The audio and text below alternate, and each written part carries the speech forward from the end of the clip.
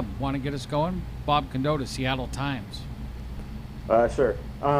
Just start with a couple of personnel things. Any more of an update on Trey Brown, and then also what happened with Brandon Shell? Brandon Shell's shoulder just was bothering him through the course of the game, and so later on in the game, we just thought it would be good to get him out of there. Shoulder that's been kind of, he's been working with, but that was it. On Trey Brown, no updates other than he's getting all the opinions and all that so that he can get back and get ready to roll, and the sooner the better to get him operated on. And one more, has Chris Carson had his surgery, and if so, I guess how did it go? No, he's gonna. It's gonna be a little bit before he does it, but from what I understand, he's gonna get he's got a disc issue that needs to be fused, and so that's a surgery that can get him back somewhere late in spring. So that's what I've heard. So we'll see what happens with that. John Boyle. Yeah, Pete, as you said yesterday, this is frustrating. This is not something you're used to. Just a day later with some time to sleep on it. You obviously had your team meeting today. Just sleep. Where do you kind of feel this? Okay, yeah. Not sleep on it, as the case may be. Where do you feel like this team is at in terms of its mentality heading into this? Well, week? it was interesting to hear when guys got a chance to speak up a little bit, and some of the leaders, had an opportunity to kind of make sure that everybody's on the same page, to reinforce that this is a team and we're playing together, and we're going to go through the challenges that we're facing together, and that we need to do it in really good fashion, and we need to be on it, and we don't have a moment to waste, and we got to maximize every opportunity to be at our best. And I mean, on and on. It was really impressive, and so. Where we are is we've got a challenge that we're facing that we've got to turn, and we want to turn this thing as fast as we can. All resources, obviously being tapped into. There'll be always some subtle adjustments that we do to try to make some changes and get better. And really, everybody was really accountable and did a nice job in owning it and being responsible for the change too. And so it's how positive can it be? I don't know after this, but the guys are really turning to doing things right and getting better, like this week. Corbin. Hey Pete, Tyler mentioned yesterday after the game that it feels like consistently opponents are playing different coverages and defenses than what you're seeing on film against other teams, and suggested that you guys have been too slow to adjust in game. Why do you think that's been the case, and what is the toughest challenge as a coaching staff trying to make those adjustments during the game?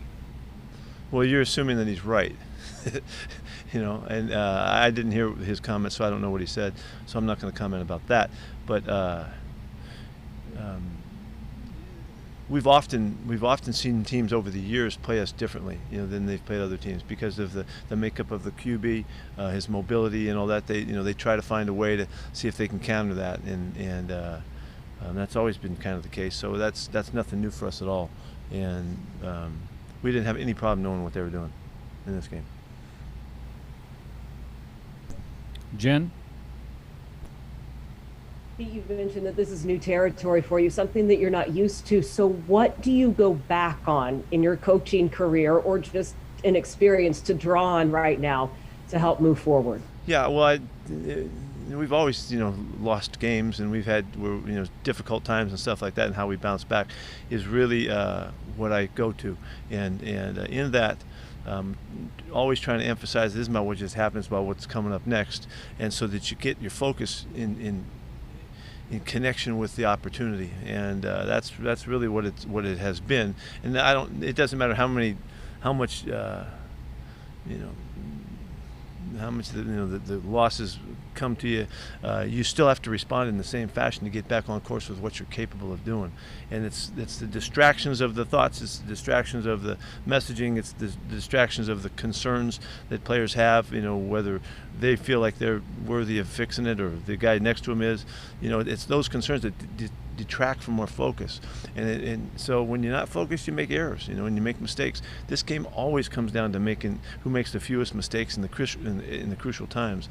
And so I think I'm trying to work really hard with our guys to understand that we command our focus, and we're the ones that do this, and we're the ones that decide what we're going to let in and not let in. And and so that we can be available to play like we're capable when the opportunities arise. And that's the biggest challenge of all challenges, whether it's the good stuff or the bad stuff. Like I've always told you guys, it's always there's an equal aspect of that, and so we got to get rid of the thoughts that mess us up and keep us from being right there right now when we need to be ready for the opportunities.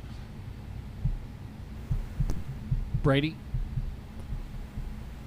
Hey, excuse me, Pete, you mentioned on the radio the one play where Russ went to Everett in the end zone and it looked like he had DK underneath. In that game, and I guess more so in general, are you seeing plays like that where Russ is No. not taking what is there? He's been doing that for years. That's how he makes plays. He's been doing that for years. That was just one of those times, and he looked him off and shot it to Gerald, and we didn't get in there, and that's all. We've been doing that for years. That's nothing new. And how's Penny doing? Rashad Penny? He's got a slight hamstring that we got to deal with. We don't know how extensive it'll be, but it's not a bad injury, but there's something there, so we just got to make sure and take care of him and see what happens. Art. Pete, are you and Russell aligned on the path forward, or are there differences? We haven't talked about the path forward. We're just talking about this game today, but we've been connected on everything we're doing. We talked about it last night, about what had happened in this game, and went through it and tried to get ready for today, and that's all we've gone. But Russ and I will be connected on what we're doing. He's a big part of this, and he needs to be able to execute and carry out the game plans and all of that. It's pretty clear the things that we need to get done, and so we're not going to be disconnected, if that's what you're trying to find out there. Michael Sean. Hey, Pete, I don't know if I misheard you. You say Trey Brown needs to be operated on? Is that what's going on with the knee? He's going to get surgery, yes. Okay, Trey so Brown. Why, I don't know why that. Yes. Yeah, yeah. So he's done for the year. I guess, if that's what has to take place and it follows through, like this is just the day after, so it looks like surgery is imminent, yeah, and so he would be. Okay, so I just wanted to get that clarification. Sure. Just now though, you're talking about you and Russ being aligned. It says pretty clear what you guys have to get done. I'm assuming you mean offensively. What do you have to get done? What did you find out that's clear? That we have to. The things we keep talking about, we got to make sure and get them fixed, and so we put these stories behind us and create new ones, and that means that we've got to control the football and offense. We're just talking offense now. We got to control the ball better in all aspects of it, so that we can stay on offense and stay out there and give him more chances to make his things happen. The most specific way is third down, and I'll repeat it again to you. I think I said it last night. We had 10 third downs in this game, and we need 3 more wins, and to get to where you're functioning like the best teams in the NFL do. 50% is about what you hope to get done on third downs, and so and they come in varieties of shapes and sizes, the long ones and the short ones. But that's an area of our football that has to improve if we're going to make any progress. And really, there's a lot of other things that will be second in third place to that. We got to get that done. So that means that quite frankly, we got to get Russ available to the throws by protecting him really well. We got to give him a chance. We got to get the ball to the guys that can make the first downs for us. And the obvious ones are Tyler and DK and Gerald. Those guys are really productive football players for us, and we got to find our ways. And that's it has been an area of focus, but we got to get better at it. We got to make it happen. Thanks. Sure. Tim. Pete, having that you've never been in this situation before, really since 2011, do you have to change your coaching style, your messaging, anything like that to get this turned around? Because the messaging so far doesn't seem to be leading to the changes that you've been seeking. Yeah, it's a really good question, Tim, because we have done things in a particular way, with with commitment, based on the philosophy and approach and how we do things.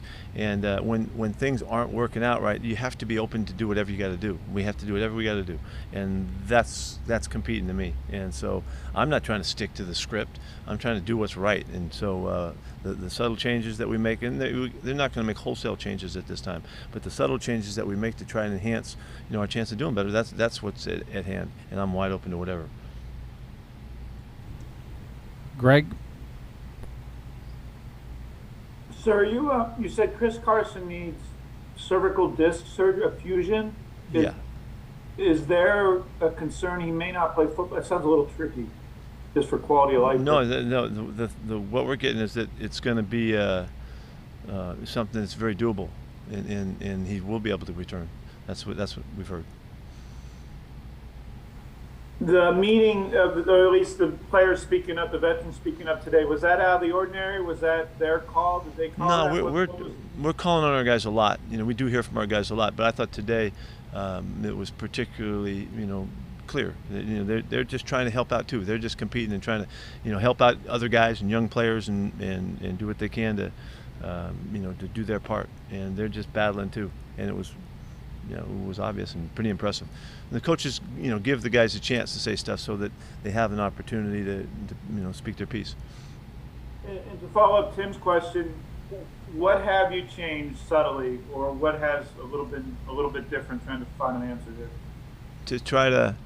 When he asked about your messaging or the way you've done things for so long, you said you've made subtle changes. You won't make wholesale changes now. Yeah, we're trying to. Subtlety. Well, it's drawing from all of everybody who's got some input, and making sure we're hearing everything and listening to the messages and see what we can incorporate from all the coaches on the staff. We've shuffled around different ways to look at emphasis that we work on, whether it's red zone, third down, those kinds of things. We have different ways to do that. Make sure that we're really researching really well, and we're watching in the research so that we're not missing out on anything. And let that guide us some, how we adjust. Those are subtle adjustments, but they're important, and that's knowing where the ball is going, who it's going to, for their team and our team, so that we can make our plays. So there's just a whole variety of things, Greg, that we're open to and we're working on. Thank you. Brady? Yeah, Pete, to follow up on just the short and intermediate passing game, I mean, we kind of heard that was going to be a bigger part of your offense this year, and obviously we saw it with Arizona. Just wondering what you think is keeping your offense from finding that type of rhythm that Arizona had in that game. I mean, at the risk of setting you up to say the same thing, I mean, is it as simple as third down, or is there more to it? I'll try to say something novel.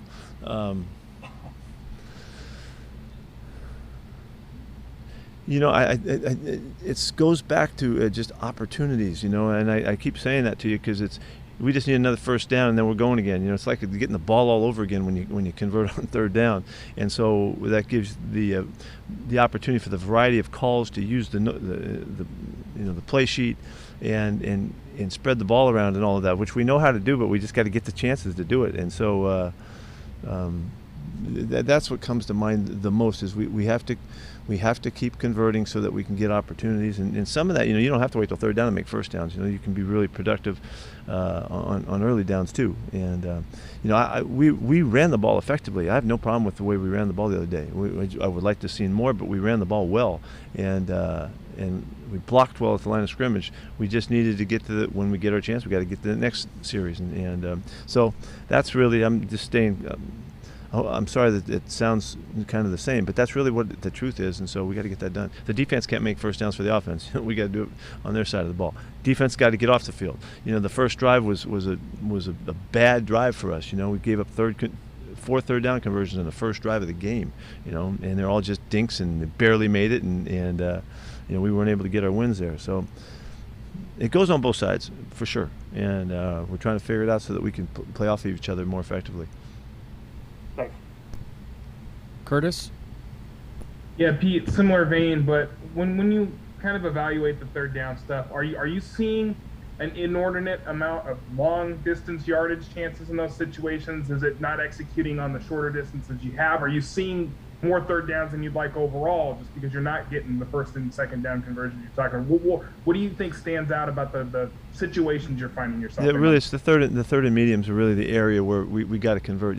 Short yardage we've done pretty well. We hit a couple of them again yesterday, and that hasn't always been a strength of ours, but we're doing a good job there, and we got to stay out of the third in the catastrophe. Like when we have the error on the toss and we lose 15 yards on the play. Now that drive is in trouble right there, and I don't think we had a penalty on offense yesterday, right? We didn't have one, but there's a couple sacks on early downs that set us back, and so.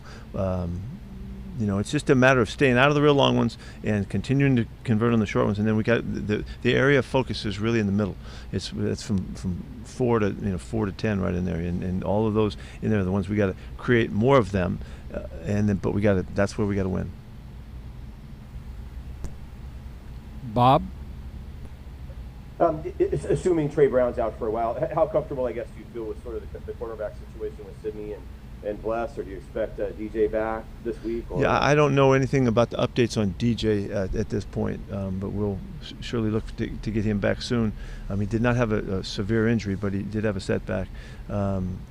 Sidney did a nice job yesterday. He played a good football game and made some nice plays and came through for us in some nice spots.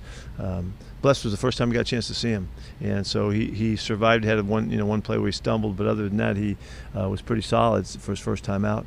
And John Reed's available to us too, to help us when we need him.